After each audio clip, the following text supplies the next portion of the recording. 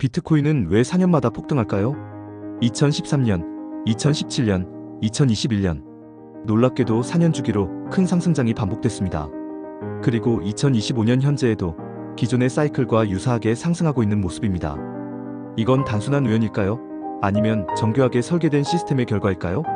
만약 이 주기를 제대로 이해할 수 있다면 다음 기회를 잡을 수 있지 않을까요?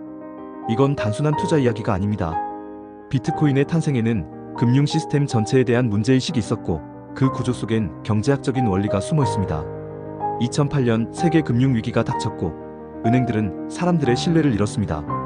바로 그 순간 아무도 몰랐던 한 인물, 사토시 나카모토가 등장해 비트코인을 세상에 공개했죠. 하지만 그가 만든 건 단순한 디지털 화폐가 아니라 인플레이션을 막기 위한 기가 막힌 메커니즘이었습니다.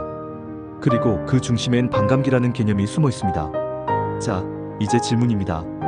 왜 4년마다 비트코인의 공급량이 줄어들까요? 그리고 그게 어떻게 가격 상승으로 이어질 수 있을까요? 이제 그 놀라운 구조 속으로 들어가 보겠습니다.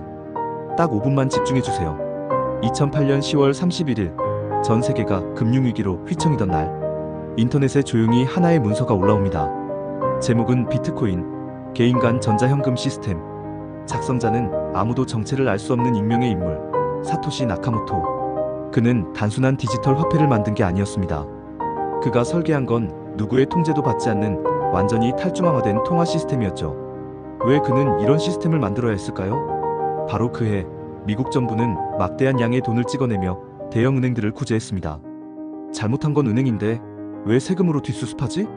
사람들은 분노했고 사토시는 이 금융 시스템의 구조적 문제를 근본적으로 바꾸고자 했습니다. 그 결과물이 바로 비트코인이었습니다.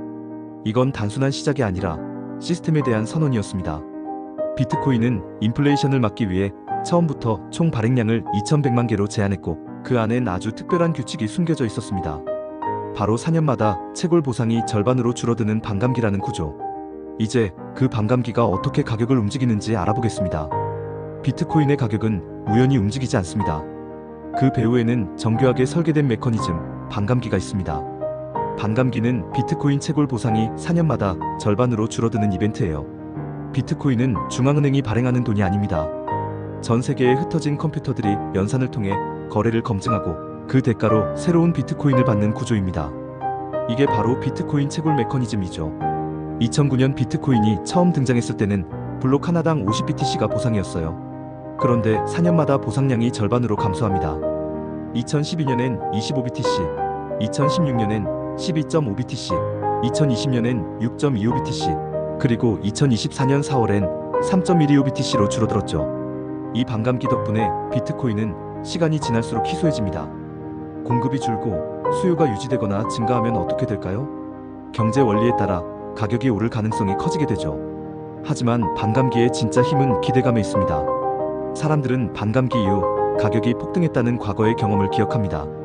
그 기대감은 실제 투자로 이어지고 시장 분위기를 달궈요.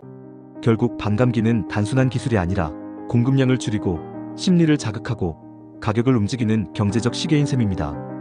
그리고 이 구조는 지금까지 실제로 작동해왔습니다.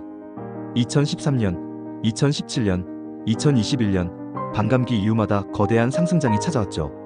이제 궁금해지죠. 정말 반감기 이후 항상 가격이 올랐을까? 다음은 실제 사례로 확인해 보겠습니다. 비트코인은 지금까지 3번의 반감기를 거쳤습니다. 그리고 놀랍게도 그때마다 비트코인의 가격은 급격히 상승하는 패턴을 보여줬습니다. 단순한 우연일까요? 아니면 반복되는 경제적 구조일까요? 첫 번째 반감기는 2012년 11월에 발생했습니다. 당시 비트코인의 가격은 약 12달러. 반감기 이후 1년 만에 1100달러를 돌파했습니다. 무려 90배 상승. 이 시기 비트코인은 인터넷상에서 실험적인 돈에서 실제 자산으로 주목받기 시작했죠. 두 번째는 2016년 7월 가격은 약 650달러였고 1년 반 후인 2017년 12월엔 약 30배인 2만 달러까지 치솟았습니다. 이때는 전 세계 대중이 처음으로 비트코인을 접한 시기였습니다. 뉴스, 유튜브, SNS까지 모두가 비트코인을 이야기했죠. 세 번째 반감기는 2020년 5월, 비트코인 가격은 약 9,000달러.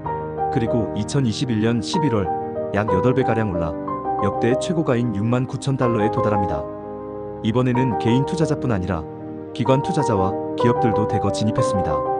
일론 머스크, 테슬라, 페이팔, 스퀘어 등이 비트코인을 구매하며 디지털 자산으로서의 위상을 확고했죠. 세 번의 반감기 모두 비슷한 패턴이 반복됐습니다.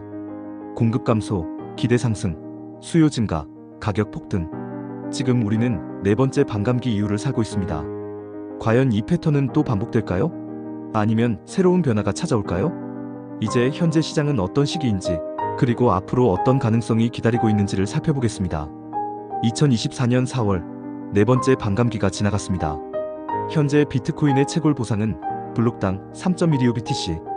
이제 시장은 또 한 번의 주기 속으로 진입한 셈이죠. 그렇다면 지금 우리는 어디에 있을까요? 과거 데이터를 보면 반감기 이후 12에서 18개월 뒤에 큰 상승장이 시작됐습니다. 즉, 타이밍상으로 보면 현재는 이미 중간 구간은 넘었을 수 있다는 얘기죠. 하지만 이번 사이클은 과거와 다를 수 있습니다. 이유는 두 가지입니다. 첫째, 기관 투자자들의 유입이 훨씬 빨라졌다는 점. 이미 블랙록, 피델리티 같은 대형 금융기관이 ETF를 출시했고 비트코인을 보유하려는 움직임이 확산되고 있어요. 둘째, 규제 환경이 빠르게 변화 중이라는 점.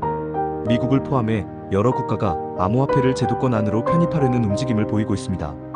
이런 흐름은 가격에 긍정적인 영향을 줄 수 있지만 반대로 단기 조정이나 예기치 못한 정책 리스크도 동반할 수 있어요.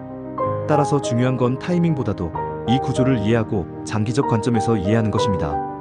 결론적으로 비트코인의 역사는 단순한 가격의 상승이 아니라 금융 시스템에 대한 저항과 설계된 희소성의 이야기입니다. 4년마다 반복되는 이 사이클은 과거에도 지금도 미래에도 우리에게 질문을 던집니다. 이번엔 기회를 잡을 수 있을까? 그 시작은 구조를 이해하는 데서 시작됩니다. 이 영상이 도움이 되셨다면 좋아요와 구독 눌러주시고 앞으로도 다양한 경제사 흐름을 함께 따라가봐요. 지금까지 시청해주셔서 감사합니다.